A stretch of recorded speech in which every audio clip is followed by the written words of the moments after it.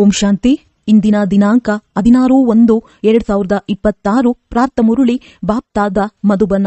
ಮಧುರ ಮಕ್ಕಳೇ, ನೀವು ಯಾವುದೇ ಕರ್ಮ ಮಾಡುತ್ತೀರೆಂದರೆ ಅದರ ಫಲವು ಅವಶ್ಯವಾಗಿ ಸಿಗುತ್ತದೆ. ನಿಷ್ಕಾಮ ಸೇವೆಯಂತೂ ಕೇವಲ ಒಬ್ಬ ತಂದೆಯೇ ಮಾಡುತ್ತಾರೆ. ಪ್ರಶ್ನೆ: ಈ ತರಗತಿಯು ಬಹಳ ಅದ್ಭುತವಾಗಿದೆ. ಹೇಗೆ? ಇಲ್ಲಿ ಯಾವ ಮುಖ್ಯ ಪರಿಶ್ರಮ ಪಡಬೇಕಾಗಿದೆ? ಉತ್ತರ: ಇದೊಂದೇ ತರಗತಿಯಾಗಿದೆ ಎಲ್ಲಿ ಚಿಕ್ಕ ಮಕ್ಕಳು ಕುಳಿತಿದ್ದಾರೆ, ವೃದ್ಧರು ಕುಳಿತಿದ್ದಾರೆ. ಈ ತರಗತಿಯು ಇಂತಹ ಅದ್ಭುತವಾಗಿದೆ. ಯಾವುದರಲ್ಲಿ ಅಹಲ್ಯರು, ಕುಬ್ಜೆಯರು, ಸಾಧುಗಳೂ ಸಹ ಒಂದು ದಿನ ಇಲ್ಲಿ ಬಂದು ಕುಳಿತುಕೊಳ್ಳುತ್ತಾರೆ. ಇಲ್ಲಿ ನೆನಪಿನದೇ ಮುಖ್ಯ ಪರಿಶ್ರಮವಾಗಿದೆ. ನೆನಪಿನಿಂದಲೇ ಆತ್ಮ ಮತ್ತು ಶರೀರದ ಪ್ರಾಕೃತಿಕ ಚಿಕಿತ್ಸೆಯಾಗುತ್ತದೆ. ಆದರೆ ನೆನಪಿಗಾಗಿಯೂ ಜ್ಞಾನ ಬೇಕಾಗಿದೆ. ಗೀತೆ: ರಾತ್ರಿಯ ಪ್ರಯಾಣಿಕನೇ ಸುಸ್ತಾಗಬೇಡ. ಓಂ ಶಾಂತಿ. ಮಧುರಾತಿ ಮಧುರ ಆತ್ಮಿಕ ಮಕ್ಕಳು, ಗೀತೆಯನ್ನು ಕೇಳಿದ್ದೀರಿ. ಆತ್ಮಿಕ ತಂದೆಯು ಮಕ್ಕಳಿಗೆ ಇದರ ಅರ್ಥವನ್ನೂ ಸಹ ತಿಳಿಸುತ್ತಾರೆ. ಆಶ್ಚರ್ಯವೇನೆಂದರೆ ಗೀತೆ ಅಥವಾ ಶಾಸ್ತ್ರ ಮೊದಲಾದವುಗಳನ್ನು ರಚಿಸುವವರು ಇದರ ಅರ್ಥವನ್ನು ತಿಳಿದುಕೊಂಡಿಲ್ಲ. ಪ್ರತಿಯೊಂದು ಮಾತಿಗೆ ಅನರ್ಥವನ್ನೇ ತೆಗೆದುಕೊಳ್ಳುತ್ತಾರೆ. ಆತ್ಮಿಕ ತಂದೆ ಯಾರು ಜ್ಞಾನ ಸಾಗರ ಪತಿತ ಪಾವನನಾಗಿದ್ದಾರೆ, ಅವರೇ ಕುಳಿತು ಇದರ ಅರ್ಥವನ್ನು ತಿಳಿಸುತ್ತಾರೆ. ರಾಜಯೋಗವನ್ನೂ ಸಹ ತಂದೆಯೇ ಕಲಿಸುತ್ತಾರೆ. ನೀವು ಮಕ್ಕಳು ತಿಳಿದುಕೊಂಡಿದ್ದೀರಿ. ಈಗ ಪುನಃ ನಾವು ರಾಜರಿಗೂ ರಾಜರಾಗುತ್ತಿದ್ದೇವೆ. ಮತ್ಯಾವುದೇ ಶಾಲೆಗಳಲ್ಲಿ ನಾವು ಪುನಃ ಬ್ಯಾರಿಸ್ಟರ್ ಆಗುತ್ತೇವೆಂದು ಹೇಳುವುದಿಲ್ಲ. ಈ ಪುನಃ ಎಂಬ ಶಬ್ದವನ್ನು ಯಾರೂ ಹೇಳುವುದಿಲ್ಲ. ನೀವು ಕೇಳುತ್ತೀರಿ, ನಾವು 5000 ವರ್ಷಗಳ ಮೊದಲಿನಂತೆ ಪುನಃ ಬೇಅತ್ತಿನ ತಂದೆಯಿಂದ ಓದುತ್ತೇವೆ. ಈ ವಿನಾಶವೂ ಸಹ ಪುನಃ ಆಗುವುದು. ಇಷ್ಟು ದೊಡ್ಡ ದೊಡ್ಡ ಬಾಂಬುಗಳನ್ನು ತಯಾರಿಸುತ್ತಿರುತ್ತಾರೆ. ಬಹಳ ಶಕ್ತಿಶಾಲಿ ಅಸ್ತ್ರಗಳನ್ನು ತಯಾರಿಸುತ್ತಾರೆ. ಅಂದ ಮೇಲೆ ಇದನ್ನು ಕೇವಲ ಹಾಗೆಯೇ ಇಟ್ಟುಕೊಳ್ಳುವುದಕ್ಕಾಗಿ ಮಾಡುವುದಿಲ್ಲ ಅಲ್ಲವೇ? ಈ ವಿನಾಶವೂ ಸಹ ಶುಭ ಕಾರ್ಯಕ್ಕಾಗಿಯೇ ಇದೆ. ಆದ್ದರಿಂದ ನೀವು ಮಕ್ಕಳು ಹೆದರುವ ಅವಶ್ಯಕತೆ ಇಲ್ಲ. ಈ ಯುದ್ಧವೂ ಸಹ ಕಲ್ಯಾಣಕಾರಿಯಾಗಿದೆ. ತಂದೆಯು ಕಲ್ಯಾಣಕ್ಕಾಗಿಯೇ ಬರುತ್ತಾರೆ. ತಂದೆಯು ಬಂದು ಬ್ರಹ್ಮರವರ ಮೂಲಕ ಸ್ಥಾಪನೆ, ಶಂಕರನ ಮೂಲಕ ವಿನಾಶದ ಕರ್ತವ್ಯವನ್ನು ಮಾಡಿಸುತ್ತಾರೆಂದು ಹೇಳುತ್ತಾರೆ. ಅಂದ ಮೇಲೆ ಈ ಬಾಂಬು ಮೊದಲಾದವುಗಳೂ ಸಹ ವಿನಾಶಕ್ಕಾಗಿಯೇ ಇವೆ. ಇದಕ್ಕಿಂತ ಬಲಶಾಲಿಯಾದದ್ದು ಮತ್ಯಾವುದೇ ವಸ್ತುವಿಲ್ಲ. ಜೊತೆಗೆ ಪ್ರಾಕೃತಿಕ ವಿಕೋಪಗಳು ಆಗುತ್ತವೆ. ಅದಕ್ಕೆ ಯಾರೂ ಈಶ್ವರಿಯ ವಿಕೋಪಗಳೆಂದು ಹೇಳುವುದಿಲ್ಲ.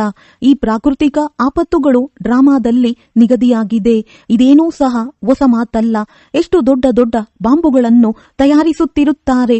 ನಾವು ಇಡೀ ನಗರವನ್ನೇ ಸಮಾಪ್ತಿ ಮಾಡಿಬಿಡುತ್ತೇವೆ ಎಂದು ಹೇಳುತ್ತಾರೆ. ಜಪಾನಿನ ಯುದ್ಧದಲ್ಲಿ ಯಾವ ಬಾಂಬುಗಳನ್ನು ಹಾಕಿದರೋ ಅವು ಬಹಳ ಚಿಕ್ಕದಾಗಿದ್ದವು. ಈಗಂತೂ ದೊಡ್ಡ ದೊಡ್ಡ ಬಾಂಬುಗಳನ್ನು ತಯಾರಿಸಿದ್ದಾರೆ. ಯಾವಾಗ ಹೆಚ್ಚು ಕಷ್ಟದಲ್ಲಿ ಸಿಲುಕುವರೋ, ಸಹನೆ ಮಾಡಲು ಆಗುವುದಿಲ್ಲವೋ ಆಗ ಬಾಂಬುಗಳನ್ನು ಹಾಕಲು ಆರಂಭಿಸಿಬಿಡುತ್ತಾರೆ. ಎಷ್ಟೊಂದು ನಷ್ಟವಾಗುವುದು.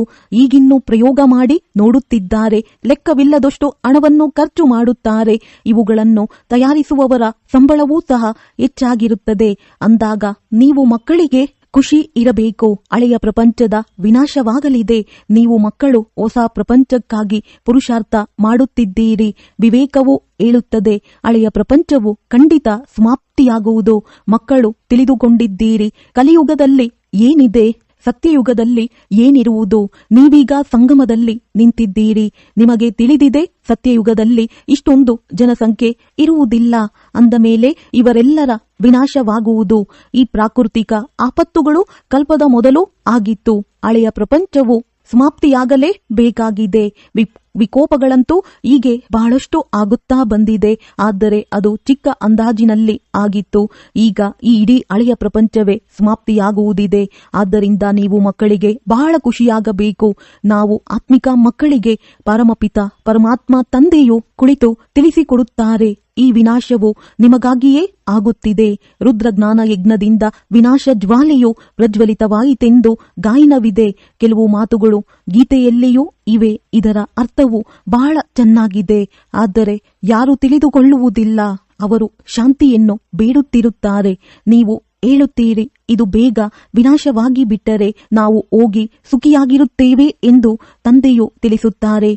ಯಾವಾಗ ನೀವು ಸತೋಪ್ರಧಾನರಾಗಿ ಬಿಡುವರೋ ಆಗ ಸುಖಿಯಾಗಿ ಬಿಡುವಿರಿ. ತಂದೆಯು ಅನೇಕ ಪ್ರಕಾರದ ವಿಚಾರಗಳನ್ನು ತಿಳಿಸುತ್ತಾರೆ. ಮತ್ತೆ ಇವು ಕೆಲವರ ಬುದ್ಧಿಯಲ್ಲಿ ಚೆನ್ನಾಗಿ ಕುಳಿತುಕೊಳ್ಳುತ್ತದೆ. ಇನ್ನು ಕೆಲವರ ಬುದ್ಧಿಯಲ್ಲಿ ಕಡಿಮೆ. ವೃದ್ಧರು ತಿಳಿದುಕೊಳ್ಳುತ್ತಾರೆ, ಶಿವ ತಂದೆಯನ್ನು ನೆನಪು ಮಾಡಿದರೆ ಸಾಕು, ತಮ್ಮನ್ನು ಆತ್ಮನೆಂದು ತಿಳಿದು ತಂದೆಯನ್ನು ನೆನಪು ಮಾಡಿದರೂ ಸಹ ಆಸ್ತಿಯನ್ನು ಪಡೆದುಕೊಳ್ಳುತ್ತೀರಿ. ಪ್ರದರ್ಶನಿಯಲ್ಲಿ ಎಲ್ಲರೂ ಬರುತ್ತಾರೆ. ಅಜಾಮಿಳರಂತಹ ಪಾಪಾತ್ಮರು, ಗಣಿಕೆಯರು ಮೊದಲಾದವರೆಲ್ಲರ ಉದ್ಧಾರವಾಗಬೇಕಾಗಿದೆ.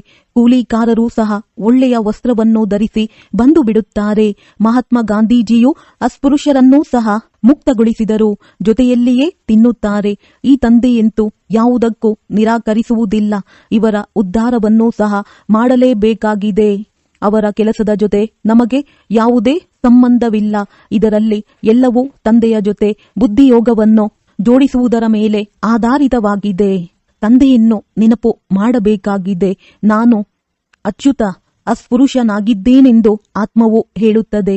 ನೀವೀಗ ತಿಳಿದುಕೊಳ್ಳುತ್ತೀರಿ, ನಾವೇ ಸತೋಪ್ರಧಾನ ದೇವಿ ದೇವತೆಗಳಾಗಿದ್ದೆವು. ಮತ್ತೆ ಪುನರ್ಜನ್ಮವನ್ನು ತೆಗೆದುಕೊಳ್ಳುತ್ತಾ ಅಂತ್ಯದಲ್ಲಿ ಬಂದು ಪತಿತರಾಗಿದ್ದೇವೆ. ಈಗ ಪುನಃ ನಾನಾತ್ಮ ಪಾವನನಾಗಬೇಕಾಗಿದೆ. ತಂದೆಯು ತಿಳಿಸುತ್ತಾರೆ, ನಿಮಗೂ ಗೊತ್ತಿದೆ, ಸಿಂಧ್ನಲ್ಲಿ ಒಬ್ಬ ಬಿಳಿನಿಯು ಬರುತ್ತಿದ್ದಳು. ಧ್ಯಾನದಲ್ಲಿ ಹೋಗುತ್ತಿದ್ದರು. ಓಡಿ ಬಂದು ಮಿಲನ ಮಾಡುತ್ತಿದ್ದಳು. ಆಗ ತಿಳಿಸಲಾಗುತ್ತಿತ್ತು, ಇವರಲ್ಲಿಯೂ ಆತ್ಮವಿದೆಯಲ್ಲವೇ? ಅಂದಾಗ ತನ್ನ ತಂದೆಯಿಂದ ಆಸ್ತಿಯನ್ನು ಪಡೆಯಲು ಆತ್ಮಕ್ಕೆ ಹಕ್ಕಿದೆ. ಆಗ ಅವರ ಮನೆಯವರಿಗೂ ಸಹ ಇವರಿಗೆ ಜ್ಞಾನವನ್ನು ತೆಗೆದುಕೊಳ್ಳಲು ಬಿಡಿ ಎಂದು ಹೇಳಲಾಯಿತು. ಅದಕ್ಕೆ ನಮ್ಮ ವಂಶದಲ್ಲಿ ಬಹಳ ಏರುಪೇರಾಗುವುದು ಎಂದು ಹೇಳಿದರು. ಅದಕ್ಕೆ ಹೆದರಿ ಅವರನ್ನು ಕರೆದುಕೊಂಡು ಹೋದರು. ಅಂದಾಗ ನಿಮ್ಮ ಬಳಿಯೂ ಬರುತ್ತಾರೆ. ನೀವು ಯಾರನ್ನು ನಿರಾಕರಿಸಲು ಸಾಧ್ಯವಿಲ್ಲ.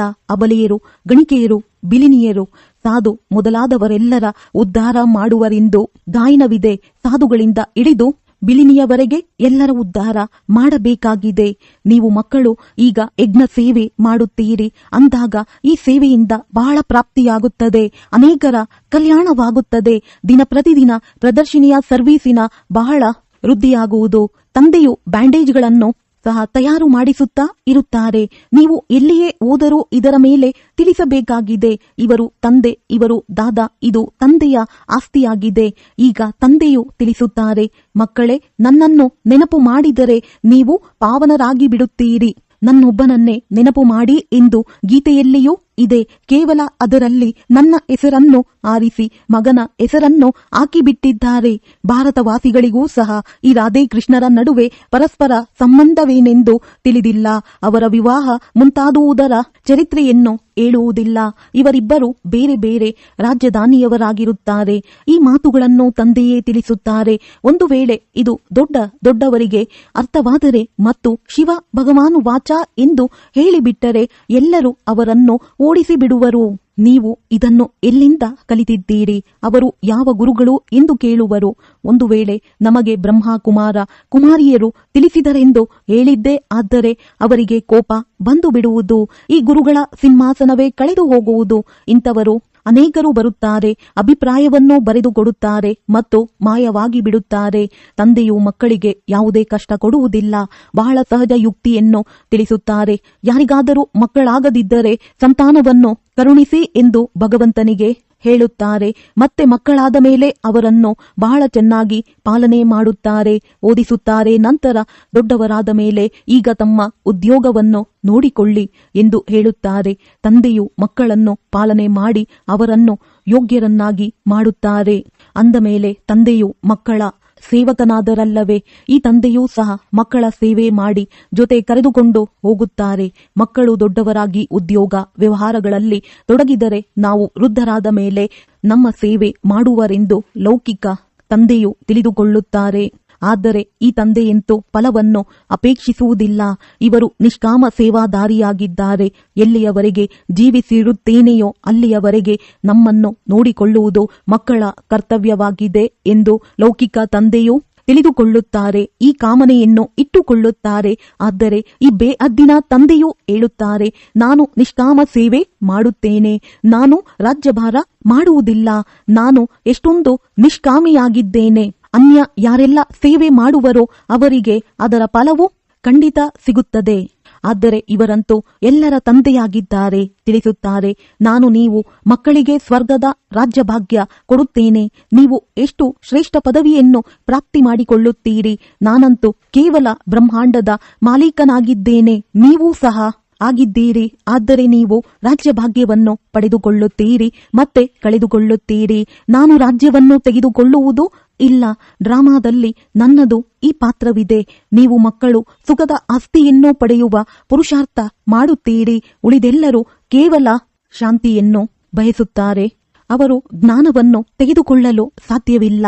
ಅವರಿಗೆ ಸುಖದ ಬಗ್ಗೆ ತಿಳಿದೇ ಇಲ್ಲ. ತಂದೆಯು ತಿಳಿಸುತ್ತಾರೆ, ಶಾಂತಿ ಮತ್ತು ಸುಖದ ಆಸ್ತಿಯನ್ನು ಕೊಡುವವನು ನಾನೊಬ್ಬನೇ ಆಗಿದ್ದೇನೆ. ಸತ್ಯ ತ್ರೇತಾಯುಗದಲ್ಲಿ ಗುರುಗಳಿರುವುದಿಲ್ಲ. ಅಲ್ಲಿ ರಾವಣನೇ ಇರುವುದಿಲ್ಲ. ಅದು ಈಶ್ವರಿಯ ರಾಜ್ಯವಾಗಿದೆ. ಈ ನಾಟಕವು ಮಾಡಲ್ಪಟ್ಟಿದೆ. ಈ ಮಾತುಗಳು ಮತ್ಯಾರ ಬುದ್ಧಿಯಲ್ಲಿಯೂ ಕುಳಿತುಕೊಳ್ಳುವುದಿಲ್ಲ.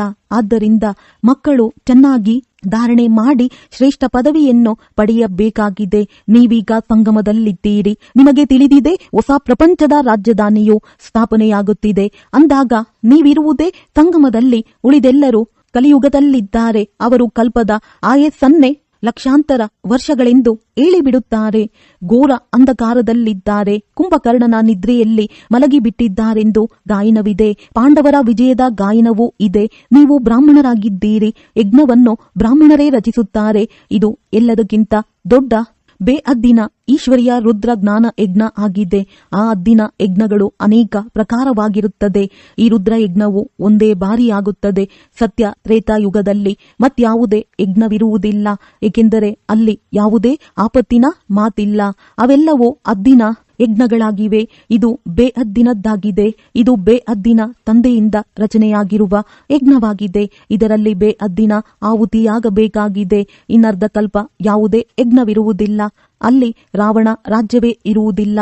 ರಾವಣನ ರಾಜ್ಯ ಆರಂಭವಾದಾಗ ಮತ್ತೆ ಇವೆಲ್ಲವೂ ಆರಂಭವಾಗುತ್ತದೆ. ಬೇಅದ್ದಿನ ಯಜ್ಞವು ಒಂದೇ ಬಾರಿ ಆಗುತ್ತದೆ. ಇದರಲ್ಲಿ ಇಡೀ ಹಳೆಯ ಸೃಷ್ಟಿಯೇ ಸ್ವಾಹ ಆಗಿಬಿಡುತ್ತದೆ. ಇದು ಬೇಅದ್ದಿನ ರುದ್ರ ಜ್ಞಾನ ಯಜ್ಞ ಆಗಿದೆ. ಇದರಲ್ಲಿ ಮುಖ್ಯವಾದದ್ದು ಜ್ಞಾನ ಮತ್ತು ಯೋಗದ ಮಾತಾಗಿದೆ. ಯೋಗ ಅರ್ಥಾತ್ ನೆನಪು. ನೆನಪು ಶಬ್ದವು ಬಹಳ ಮಧುರವಾಗಿದೆ. ಯೋಗ ಶಬ್ದವು ಸಾಮಾನ್ಯವಾಗಿ ಬಿಟ್ಟಿದೆ. ಯೋಗದ ಅರ್ಥವನ್ನು ಯಾರು ತಿಳಿದುಕೊಂಡಿಲ್ಲ.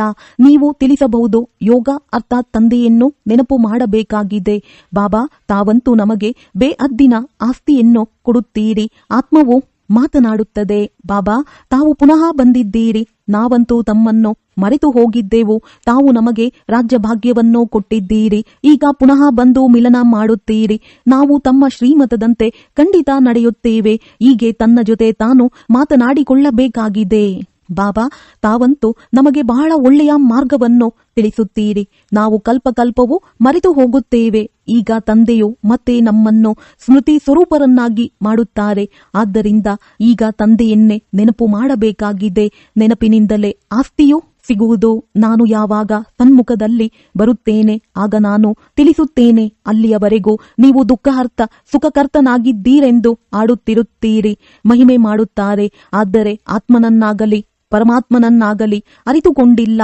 ನೀವೀಗ ತಿಳಿದುಕೊಂಡಿದ್ದೀರಿ. ಇಷ್ಟು ಚಿಕ್ಕ ಬಿಂದುವಿನಲ್ಲಿ ಅವಿನಾಶಿ ಪಾತ್ರವು ನಿಗದಿಯಾಗಿದೆ. ಇದನ್ನು ಸಹ ತಂದೆಯೂ ತಿಳಿಸುತ್ತಾರೆ. ಅವರಿಗೆ ಪರಮಪಿತ ಪರಮ ಅರ್ಥಾತ್ ಪರಮ ಆತ್ಮನೆಂದು ಹೇಳಲಾಗುತ್ತದೆ. ಆದರೆ ಅವರು ಕೋಟಿ ಸೂರ್ಯನಷ್ಟು ತೇಜೋಮಯನಾಗಿಲ್ಲ.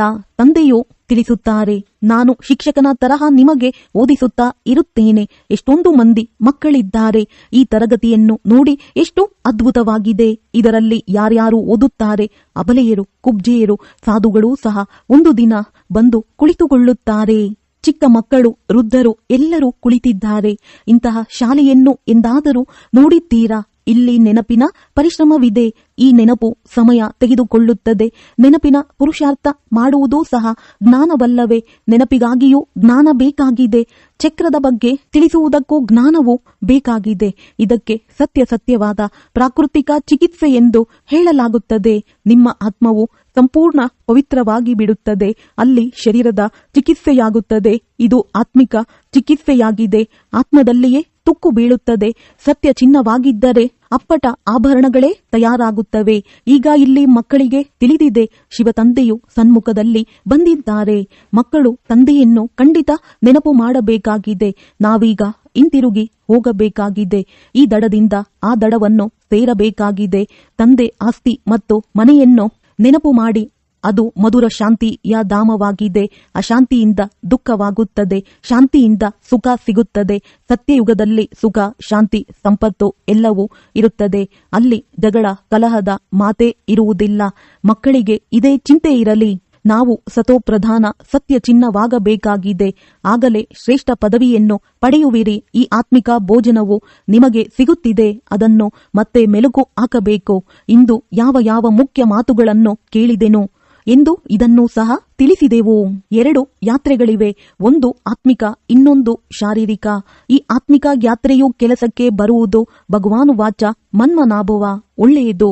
ಮಧುರಾತಿ ಮಧುರ ಅಗಲಿ ಹೋಗಿ ಮರಳಿ ಸಿಕ್ಕಿರುವ ಮಕ್ಕಳ ಪ್ರತಿ ಮಾತ್ಪಿತಾ ಬಾಪ್ದಾದಾರವರ ನೆನಪು, ಪ್ರೀತಿ ಹಾಗೂ ಸುಪ್ರಭಾತ.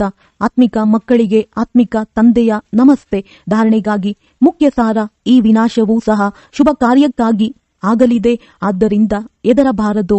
ಕಲ್ಯಾಣಕಾರಿ ತಂದೆಯು ಸದಾ ಕಲ್ಯಾಣದ ಕಾರ್ಯವನ್ನೇ ಮಾಡಿಸುತ್ತಾರೆ. ಈ ಸ್ಮೃತಿಯಿಂದ ಸದಾ ಖುಷಿಯಲ್ಲಿರಬೇಕಾಗಿದೆ. 2 ಸದಾ ಒಂದೇ ಚಿಂತೆ ಇರಲಿ. ಸತೋಪ್ರಧಾನ ಸತ್ಯ ಚಿನ್ನವಾಗಿ ಶ್ರೇಷ್ಠ ಪದವಿಯನ್ನು ಪಡೆಯಬೇಕಾಗಿದೆ. ಯಾವ ಆತ್ಮಿಕ ಭೋಜನ ಸಿಗುತ್ತಿದೆಯೋ ಅದನ್ನು ಮೆಲುಕು ಹಾಕಬೇಕಾಗಿದೆ. ವರದಾನ: ತಮ್ಮನ್ನು ಜವಾಬ್ದಾರನೆಂದು ತಿಳಿದುಕೊಂಡು ಪ್ರತಿ ಕರ್ಮವನ್ನು ಯಥಾರ್ಥ ವಿಧಿಯಿಂದ ಮಾಡುವಂತಹ ಸಂಪೂರ್ಣ ಸಿದ್ಧಿ ಸ್ವರೂಪ ಭವ. ಈ ಸಮಯದಲ್ಲಿ ತಾವು ಸಂಗಮ ಯುಗದ ಶ್ರೇಷ್ಠಾತ್ಮರುಗಳ ಪ್ರತಿ ಶ್ರೇಷ್ಠ ಕರ್ಮವು ಇಡೀ ಕಲ್ಪಕ್ಕಾಗಿ ವಿಧಾನವಾಗುತ್ತಿದೆ. ಅಂದ ಮೇಲೆ ಪ್ರತಿ ಕರ್ಮದಲ್ಲಿ ತಮ್ಮನ್ನು ವಿಧಾನದ ರಚಯಿತನೆಂದು ತಿಳಿದುಕೊಂಡು ಮಾಡಿರಿ. ಇದರಿಂದ ಸ್ವತಃವಾಗಿಯೇ ಹುಡುಗಾಟಿಕೆಯು ಸಮಾಪ್ತಿಯಾಗುತ್ತದೆ. ಸಂಗಮ ಯುಗದಲ್ಲಿ ನಾವು ವಿಧಾನದ ರಚಯಿತ, ಜವಾಬ್ದಾರ ಆತ್ಮರಾಗಿದ್ದೇವೆ ಎಂಬ ಈ ನಿಶ್ಚಯದಿಂದ ಪ್ರತಿಯೊಂದು ಕರ್ಮವನ್ನು ಮಾಡುತ್ತೀರೆಂದರೆ ಅವಶ್ಯವಾಗಿ ಯಥಾರ್ಥ ವಿಧಿಯಿಂದ ಮಾಡಿರುವಂತಹ ಕರ್ಮದ ಸಂಪೂರ್ಣ ಸಿದ್ಧಿಯು ಪ್ರಾಪ್ತಿಯಾಗುವುದು. ಸ್ಲೋಗನ್: ಸರ್ವಶಕ್ತಿವಂತ ತಂದೆಯು ಜೊತೆ ಇದ್ದಾರೆಂದರೆ ಮಾಯೆಯು ಕಾಗದದ ಹುಲಿಯಾಗಿ ಬಿಡುತ್ತದೆ. ಅವ್ಯಕ್ತ ಸೂಚನೆಗಳು: ಈ ಅವ್ಯಕ್ತ ಮಾಸದಲ್ಲಿ ಬಂಧನ ಮುಕ್ತರಾಗಿ ಜೀವನ್ಮುಕ್ತ ಸ್ಥಿತಿಯ ಅನುಭವ ಮಾಡಿರಿ. ಸದಾ ಜೀವನ್ಮುಕ್ತರಾಗಲು ಸಹಜ ಸಾಧನ ನಾನು ಮತ್ತು ನನ್ನ ಬಾಬಾ. ಏಕೆಂದರೆ ನನ್ನದು ಎನ್ನುವುದೇ ಬಂಧನವಾಗಿದೆ. ಯಾವಾಗ ನನ್ನದು ಎನ್ನುವುದು ನನ್ನ ಬಾಬಾ ಆಗಿಬಿಡುತ್ತದೆ ಎಂದರೆ ಇದರ ಎಲ್ಲ ನನ್ನದು ಮುಗಿದು ಹೋಗುತ್ತದೆ. ಎಲ್ಲ ನನ್ನದು ಅಂತ್ಯವಾದಾಗ ಬಂಧನ ಮುಕ್ತರಾದಂತೆ. ಆದ್ದರಿಂದ ಇದು ನೆನಪಿರಲಿ, ನಾವು ಬ್ರಾಹ್ಮಣ ಜೀವನ್ಮುಕ್ತ ಆತ್ಮಗಳಾಗಿದ್ದೇವೆ. ಒಳ್ಳೆಯದು. ಓಂ ಶಾಂತಿ.